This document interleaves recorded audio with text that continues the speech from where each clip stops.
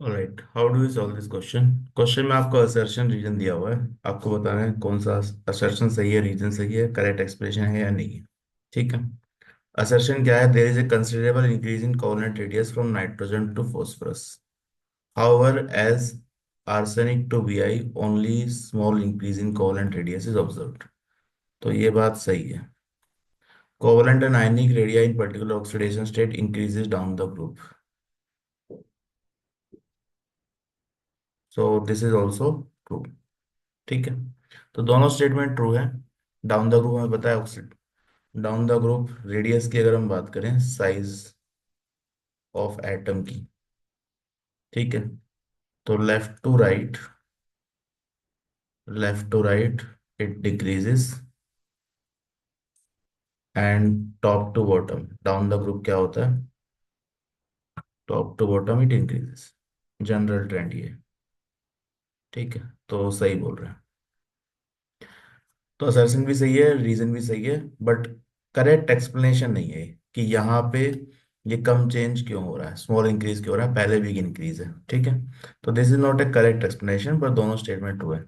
तो option to आपका सही आंसर है। Both A and R true, but R is not a correct explanation. अब करेक्ट एक्सप्लेनेशन क्या है? देखो, पहले तो ये क्लियर कर लेते हैं कि ये कंसिडरेबल डिफरेंस आ रहा है। ठीक है। एनसीईआरटी में अगर आप वैल्यूज चेक करेंगे तो you can see those values. Nitrogen और फॉस्फोरस यहाँ पे 170, फिर ये 121। ठीक है, यहाँ तक डिफरेंस आया। इसके बाद यहाँ पे इंक्रीज हो रहा है, फिर यहाँ भी इंक्रीज हो रहा है। तो ये जो इंक्रीज है, दिस इज वेरी स्मॉल। ठीक है, यहाँ पे भी बहुत ज़्यादा इंक्रीज नहीं हो रहा। तो देखो रीज़न क्या है। रीज़न ये है कि यहाँ पर नाइट्रोजन और फॉस्फोरस में अगर आप देखेंगे तो there is no d orbital. ठीक है, डी ऑर्बिटल यहाँ पर नहीं है। लेकिन आर्सेनिक से यहाँ स्टार्ट हो गए डी ऑर्बिटल, यहाँ पे एफ ऑर्बिटल भी है। ठीक है। तो ये स्टेटमेंट क्या दिया हुआ है? नाइट्रोजन से फास्फोरस कोवलेंट रेडियस कंसिडरेबल बढ़ता है, पर arsenic to bismuth small increase in covalent radius is observed, small increase हो रहा है। ठीक है, यहाँ से यहाँ तक स्मॉल इंक्रीज।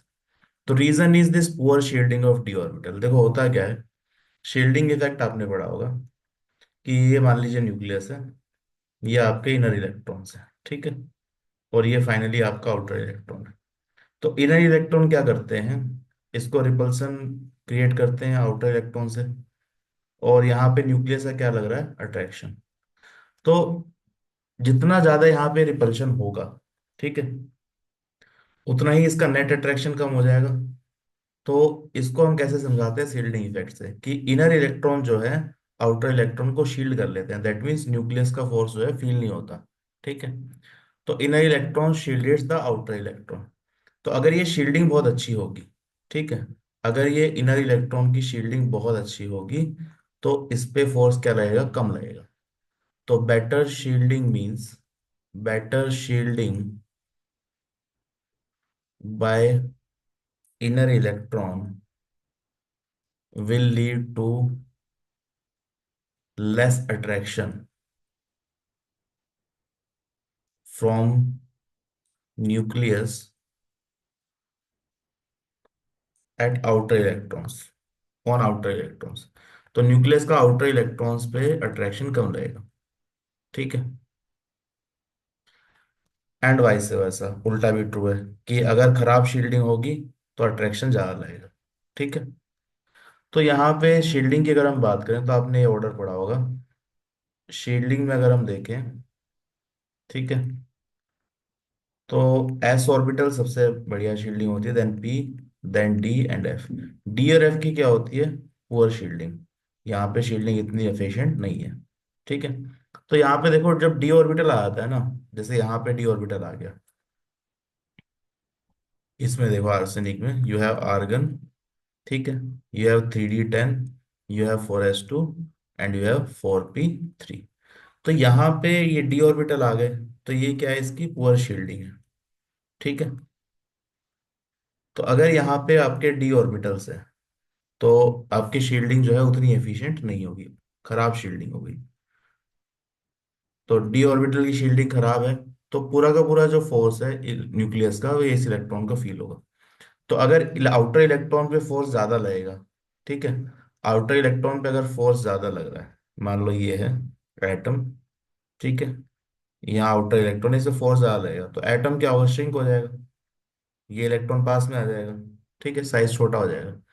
तो पोर शील्डिंग की वजह से क्या होता है, ये जो लास्ट में इलेक्ट्रॉन है 4p में, ठीक है, they will feel more attraction from nucleus, more attraction from nucleus, तो न्यूक्लियस से इसका अट्रैक्शन ज्यादा होगा।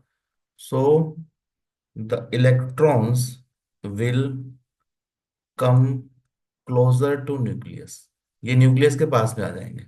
अब न्यूक्लियस के पास में आ जाएंगे, व्हाट डज इट मीन्स, पास में आ जाएंगे तो भाई एटम छोटा हो गया, ठीक है। तो अगर ये डी ऑर्बिटल नहीं होते तो एक शेल बनने की वजह से, देखो यहाँ पे तीन ही शेल है या चार शेल है, तो एक शेल बनने की वजह से ज्यादा इंक्रीज होना चाहिए था, लेकिन डी ऑर्बिटल आ गया तो इसकी खराब शील्डिंग है, तो यहाँ पे इलेक्ट्रॉन का अट्रैक्शन जो है ज्यादा लग रहा है, न्यूक्लियस का अट्रैक्शन इलेक्ट्रॉन को ज्यादा लग रहा है। तो electron will come closer to nucleus, nucleus के पास आएगा, तो जितना आपको इंक्रीज दिखना चाहिए था उतना नहीं दिख रहा है, ठीक है। यहाँ पे सिचुएशन और खराब है, यहाँ पे एफ ऑर्बिटल भी है और डी भी है, तो एफ की भी पुअर शील्डिंग है, ठीक है। तो यहाँ पर जितना इंक्रीज होना चाहिए था और भी कम हो रहा है, सिर्फ 7 का इंक्रीज हो रहा है।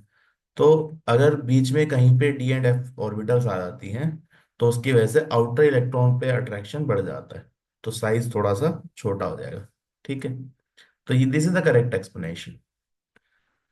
ये वाली जो एक्सप्लेनेशन है जनरल ट्रेंड है कि भाई डाउन द ग्रुप आपका, डाउन द ग्रुप क्या होता है, down the group shell increase हो जाता है, नंबर ऑफ शेल इंक्रीज होती है, तो नंबर ऑफ शेल इंक्रीज होती है तो इन जनरल रेडियस बढ़ जाता है, ठीक है। लेकिन पहले ज्यादा बढ़ा बाद में कम बढ़ा, इसका रीजन क्या है, तो इसका रीजन है poor shielding of D and F orbital.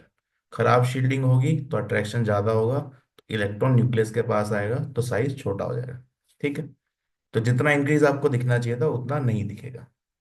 I hope this point is clear. अब ये जो जनरल ट्रेंड आप 2-3 साल से देख रहे हैं ना ऐसे क्वेश्चन में, ये एक्चुअली एनसीईआरटी की लाइन उठाकर ही क्वेश्चन बनाए जाते हैं। These are the general trends जो 1-2 साल से आप ऑब्जर्व कर सकते हैं कि स्टेटमेंट वाले क्वेश्चन या असर्शन रीजन वाले क्वेश्चन एनसीईआरटी की एक लाइन उठा करके वहां से बनाते हैं। जैसे यहाँ पे देखो, ये पी ब्लॉक में है, ठीक है, पी ब्लॉक 2 में, एनसीईआरटी के पी ब्लॉक 2 में देखोगे तो covalent and ionic radius increases in size down the group. There is a considerable increase in covalent radius from nitrogen to phosphorus.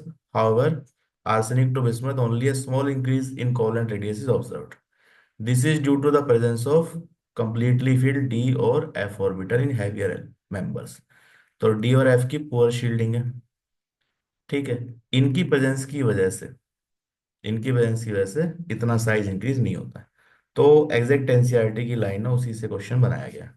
तो दिस इज जनरल ट्रेंड जो 2-3 साल से follow हो रहा है। तो ऐसे क्वेश्चंस करने के लिए आपको क्या करना चाहिए, you should be reading NCERT very thoroughly, ठीक है, तो आप क्वेश्चन कर पाएंगे। सो करेक्ट आंसर यहाँ पे क्या है, ऑप्शन 2। असर्शन सही है, रीजन भी सही है, लेकिन करेक्ट एक्सप्लेनेशन नहीं है, तो option 2 is the correct answer.